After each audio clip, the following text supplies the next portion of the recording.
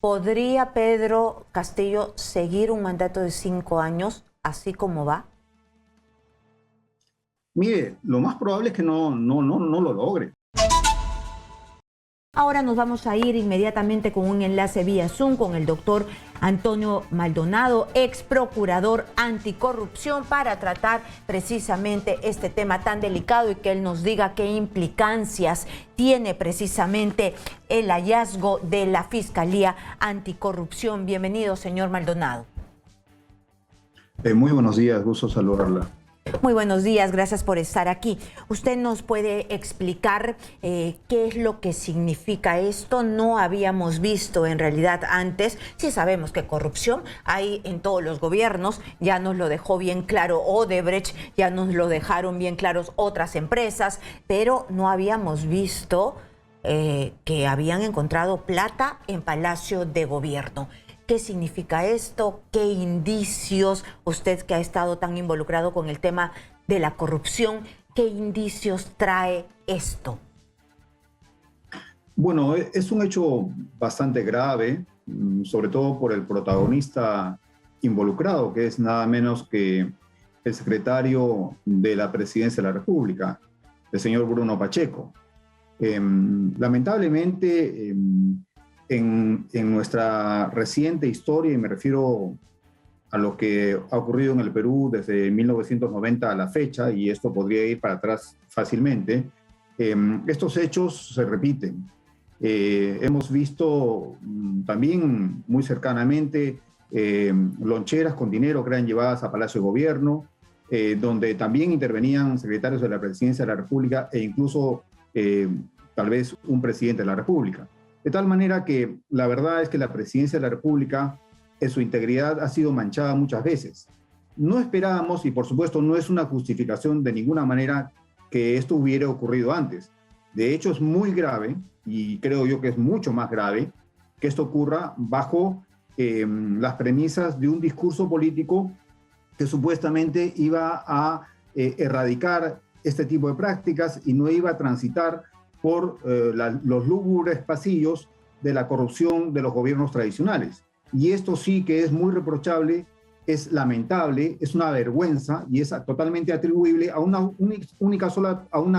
única persona, que es el presidente de la República, el señor Castillo, que nuevamente demuestra no entender absolutamente nada de lo que significa la meritocracia, de lo que significa que sus palabras tengan coherencia con su práctica, y que nuevamente nos somete a los peruanos a ser testigos de una situación de gran vergüenza, que por supuesto, más allá de este contorno moral y político, es también un grave delito. Y es por eso que la Fiscalía ha intervenido, y es por eso que gracias a esa intervención del fiscal anticorrupción se ha hallado en el baño del despacho de este señor la suma de $20,000, y se ha encontrado con una situación en la que este señor no da su teléfono celular bajo un argumento pueril, un argumento absurdo, que por supuesto hay que rechazar contundentemente, que es el que no lo traía consigo en ese momento. Pero ¿por qué usted me dice que el culpable, es decir, el responsable de esto es el presidente de la República? Porque no sabe escoger, porque no sabe designar, porque pone ahí a personas que no tienen el perfil correcto para desempeñarse en ese cargo. Mire, en lo que se refiere a la responsabilidad penal, evidentemente el único investigado, y de acuerdo con las investigaciones que se hagan, será el señor Pacheco y quienes resulten participantes de este delito. Pero esto no es solo un delito, esto es mucho más que un delito. Es lo que creo que la reflexión que debe motivarnos realizar en este momento. Y es que bajo las premisas de un discurso de cambio, de cumplir con las diferentes traiciones de las que ha sido víctima la nación peruana por gobiernos corruptos, de no incurrir en prácticas viciosas que lesionan la meritocracia, en ese ámbito, en el ámbito moral y político, el responsable indudable es el señor Castillo. Eso no se puede negar. Sería tener un enfoque muy cínico y no entender que eso está pasando. porque no es la primera vez que pasa. Entonces, de esto el señor Castillo nos tiene que dar cuenta. Y parece que no entiende, porque parece que el sustituto es otro político que también tiene una trayectoria en ese cargo, me refiero al cargo de secretario de la presidencia, que también tiene una trayectoria extraña, no sé. Pero en todo caso, esto en el ámbito del reproche moral y político debe sancionarse rigurosamente. Otro es el ámbito penal. En el ámbito penal está trabajando la Fiscalía y parece ser que lo está haciendo con mucha eficiencia. Muy bien, yo quería también remarcar el hecho de que efectivamente han habido otros casos donde colaboradores han hablado de loncheras, donde colaboradores como Barata, en el caso de Nadine Heredia, han hablado de maletines, donde se contaba billete por billete. Pero si la memoria no me falla, esta es la primera vez que la Fiscalía agarra a alguien en Palacio de Gobierno, con plata ahí adentro. Es decir, la majestuosidad de Palacio de Gobierno ahora puesta en tela de juicio, porque uno se pregunta, ¿esa plata de qué fue? ¿De cupos? ¿De qué es? ¿De dónde salió? ¿Quién la llevó? Hay una serie de interrogantes que uno se hace. Por supuesto. Por supuesto. Hay que, reitero, elogiar la acción oportuna y eficaz del Ministerio Público, del fiscal anticorrupción, que estuvo a cargo de esta diligencia, gracias a la cual se encontró este elemento indiciario que sin duda es de gran valor, el dinero que conocemos, los $20,000 en el baño del despacho de este señor. Gracias a esto también se conoce la respuesta justificante absurda, burda de este señor respecto de su celular. En fin, se va construyendo un caso gracias a la acción del Ministerio Público.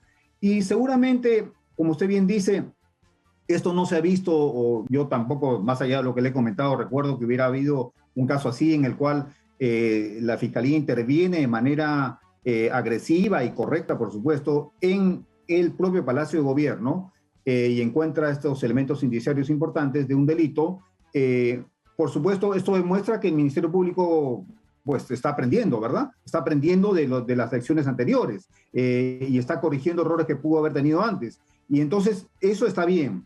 Esto hay que alentarlo y, por supuesto, esperamos que el fiscal no se limite a esta diligencia. Deben haber otras que deben concurrir y realizarse, entendiendo que este es un caso serio por el protagonista y por el hecho mismo. Se está hablando de tráfico de influencias, nada menos protagonizado por el secretario de la Presidencia de la República, pues esto ya es un nivel de corrupción intolerable y que activa los mecanismos de investigación no solo bajo la legislación nacional vigente, sino incluso bajo la legislación internacional que el Perú ha suscrito y ratificado. Me refiero a la Convención de la ONU de lucha contra la corrupción y la Convención Interamericana de lucha contra la corrupción y otros mecanismos internacionales similares. O sea que el fiscal, el Ministerio Público, tiene bajo su cargo una carta de métodos especiales de investigación que activar y llevar esto de la manera más rápida a sus últimas consecuencias, construir un caso y por supuesto llevarlo a juicio, que no se quede en el limbo el tiempo como ocurre con otros casos, y esperar una sanción ejemplar para esta persona y las personas que resultaran involucradas en este hecho. Muy bien, ¿qué delitos confluyen? Bueno, se está hablando del delito de tráfico de influencias. Me parece que es una premisa válida, sólida. Pero se pueden generar más hipótesis, es decir, yo puedo pensar, ¿y si el dinero no es de él? Y además, ¿por qué no me quiso entregar el celular? ¿Por qué la Fiscalía no lo llevó en ese momento a que recogiera el celular? ¿De dónde sacó ese dinero? ¿Por qué Palacio de Gobierno no registró a las personas que entraron? Yo me imagino, si él fue y cambió el dinero, entró con el dinero a Palacio de Gobierno, ¿hay un registro? ¿No hay un registro? ¿O es que alguien entró con ese dinero y es parte de cupos? ¿Esto no abre un abanico de posibilidades? Por supuesto que las abre. En este delito es clave el acuerdo, ¿verdad? En este caso no estaríamos hablando de influencias simuladas, sino reales. Estamos hablando del secretario del presidente de la República. Se conocen de llamadas hechas por este señor al jefe de la SUNAT para favorecer empresas. En fin, hay una serie de líneas de investigación. Todo lo que usted refiere es muy claro, pero demuestra además que, nuevamente, ¿no? O sea, como pasó con el caso de Odebrecht, ¿no? Esas personas creen que nunca van a ser, es decir, creen que el pequeño poder que tienen va a impedir dejar huellas de su delito. Es decir, todo lo que usted refiere, ¿no? Cómo así, si fue este es el producto de su sueldo, cómo regresa transformado en dólares e ingresa nuevamente al Palacio de Gobierno. Es decir, hay una serie de elementos, pero que demuestran una confianza de esta persona, ¿no? Una confianza en que esto nunca le iba a pasar, nunca se imaginó a la fiscalía entrando a su despacho, ni menos al baño donde tenía escondido ese dinero, porque eso hay que decirlo, era un dinero escondido.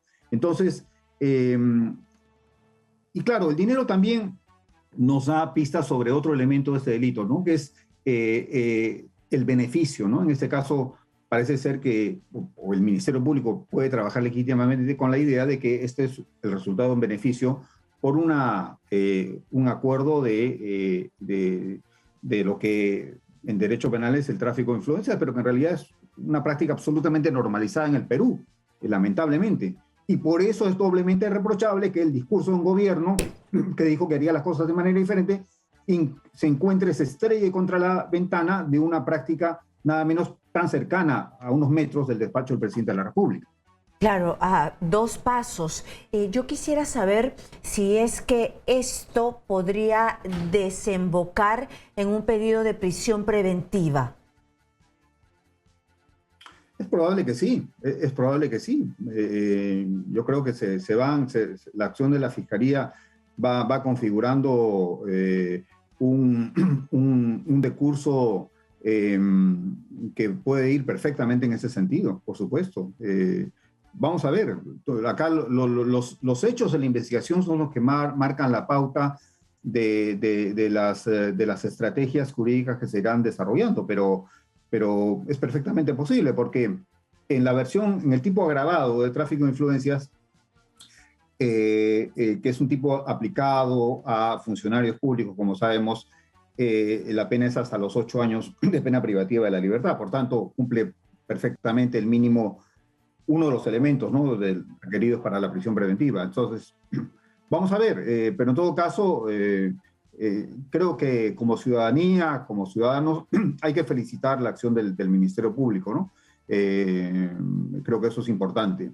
Y además me imagino que también hay hechos donde se supone que han perturbado el trabajo de la investigación. Primero, se demoraron en dejar entrar a los fiscales porque los vimos esperando en la puerta. Luego, encuentran un dinero escondido. No es que él les dio el dinero, les dijo, miren aquí, no, sino dan cuenta de un dinero escondido. Luego, el tema de los teléfonos, ¿no?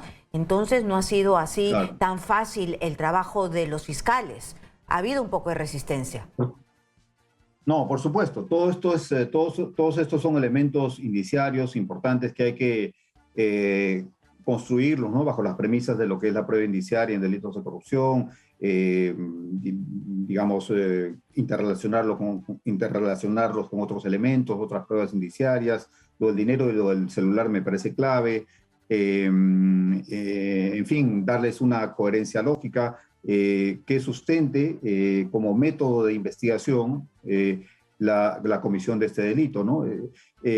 Está bien, todas estas situaciones que usted ha narrado demuestran pues a un personaje sorprendido totalmente, ¿no?, por la acción del Ministerio Público, y que pensaba pues que estaba en un ámbito en el cual pues no iban a haber consecuencias de lo que estaba haciendo. Entonces yo creo que, reitero, es lamentable, ¿no? Es lamentable, más allá del delito, es lamentable que esto ocurra con un gobierno que promete otra cosa, ¿no? Otro enfoque, ¿no? Claro, y además también hay que tener... Otra esperanza, ¿no? Otra esperanza, porque el Perú ya está harto de tantas traiciones y lesiones a la integridad pública, ¿no? Ya estamos hartos de eso. Entonces, que este señor vuelva a incurrir en el nombramiento de una persona de esas características, en fin, esto es ya pues un nivel inaceptable, ¿no? Claro, y lesiona esa esperanza y esa esperanza colectiva, precisamente que el presidente de la República no hable nada y se mantenga mudo y que no se den explicaciones. Pero volviendo al tema de Pacheco, hay varias herramientas que apuntan rápidamente y me imagino que la Fiscalía las tiene a su servicio para perseguir el delito, que son el levantamiento del secreto bancario, el levantamiento de las comunicaciones, porque días previos a su renuncia estuvieron reunidos pues actores predominantes, ¿no? Porque también se habían suscitado hechos políticos como el tema de los del relevo de los comandantes y también el relevo en la policía, y se reunieron, ¿no? El presidente de la República, se reunió el ministro de Defensa, se reunió Bruno Pacheco. Entonces, de repente, yo me remonto al caso Swing, ¿no? Donde se reunían para ponerse de acuerdo y mentirle al país y mentirle a la Fiscalía. Acá también se pueden poner de acuerdo ciertas personas que de repente después las investigaciones dan con estos nombres y después nos enteramos que eran para mentirle al país, tipo Swing y Vizcarra. Sí, eso es perfectamente posible, ¿no? Pero lo que hemos visto en ese gobierno es una repetición de lo que ha caracterizado, entre comillas, los actos de gobierno, que por supuesto no son tales, desde que se recuperó la democracia a la fecha, ¿no? Que es pura anarquía, ¿no? En esto del ministro de Defensa, de los altos jerarcas del ejército, lo que se vio en principio es pura anarquía, es decir, decisiones atolondradas, y aun cuando hubieran sido bien fundamentadas, la pobre falta de comunicación de la presidencia de la República dio paso a que la ciudadanía hiciera toda clase de conjeturas, ¿no? Y esto no fue falso porque terminó en la renuncia de un ministro, que además jamás debió haber estado en el cargo. Pero, digamos, de allí se pasó ya a la sospecha delictiva, ¿no? En ese caso me refiero, ¿no? Y como sabemos, la Fiscalía abrió investigación por los delitos de abuso de autoridad y otro delito, ahorita no recuerdo, creo que negociación incompatible, no me acuerdo. Pero de allí hemos pasado a otro escenario, ¿no? A un escenario mucho más complicado en términos de lo burdo, ¿no? De lo absurdo que es ver al secretario de la Presidencia de la República siendo investigado por la Fiscalía por la presunta comisión de este delito, ¿no? Y el hallazgo de los $20,000 y las respuestas absurdas al tema de su teléfono celular, en fin. Todo esto, por supuesto, activa, como usted bien dice, mecanismos de investigación que hoy, gracias a la normativa internacional y la normativa nacional vigente, puede el Ministerio Público perfectamente activar. Es decir, no hay excusa para que el Ministerio Público no nos dé un resultado. Y esto es gracias a que ahora hay un enfoque moderno en la investigación de este tipo de delitos que son graves, no solo en sí mismos, sino por lo que implica, ¿no? El tipo de protagonistas, etcétera, ¿no? Y aquí no puede haber la persecución política, no me dejan gobernar porque soy del pueblo, no me dejan gobernar porque soy campesino. Eso es lo que está diciendo el presidente de la República, que se le pone cabe porque es un hombre del pueblo. Eso, mire, lamentablemente en el Perú las fuerzas políticas no están a la altura de las circunstancias. Si esto sostiene el presidente de la República, está profundamente equivocado, no está entendiendo que el problema es él, es decir, él y sus decisiones, porque el señor quemó sus naves, quemó la confianza del pueblo peruano a las 48 horas de haber sido elegido, con el lamentable gabinete que eligió. Es decir, la mitad de sus ministros realmente no correspondían. Y es que en el Perú, lamentablemente, la ambición por el puesto público se mantiene en todos los gobiernos. Entonces uno esperaba que en este gobierno eso parase. Lo que hemos visto lo que yo he visto en este gobierno es que la puerta giratoria que hemos visto que giró muy bien en todos los gobiernos previos, se mantuvo en este gobierno. O sea, no faltó la gente oportunista que quiso seguir en la puerta giratoria. O sea, el funcionario del Ministerio del Interior termina siendo funcionario del Ministerio de Cultura. El funcionario que trabajó en un sector termina siendo funcionario en otro sector. Son sabios, son capaces de todos. Son personas casi celestiales. Entonces, ese es un grupo de personas que accedió a puestos en el gobierno. Otro grupo de personas es un grupo de personas que creyó que el Estado le debía eso, que creyó que su honorabilidad, su trayectoria social le hacía corresponder un puesto. Y en una democracia, desde mi perspectiva, ese no es un criterio para elegir un puesto público. O sea, hay un criterio de utilidad pública, de funcionalidad. ¿Qué hacía el señor Béjar en la Cancillería? Perdón. Por supuesto, no a partir de la crítica burda de la derecha torpe de este país, que lo criticaba por su pasado, y eso es absurdo de sostener. Es sencillamente porque el perfil no era el que correspondía. Para conseguir vacunas y ese tipo de cosas, ¿no? Es un segundo grupo de personas que accedió al poder, ¿no? Claro, el perfil para el negociador que se necesita en este momento para conseguir vacunas y todo eso. En este momento, por decir, hay una noticia de último minuto, el Poder Judicial amplió 12 meses más el impedimento de salida de país para Richard Rojas, secretario nacional de Perú Libre, que intentaron designar como embajador en Venezuela y que está involucrado en los dinámicos del centro. Otro caso también de una persona que nunca debió ser designado para nada. Por supuesto, y antes se pretendió designarlo en Panamá. Así es. O sea, ¿de qué estamos hablando?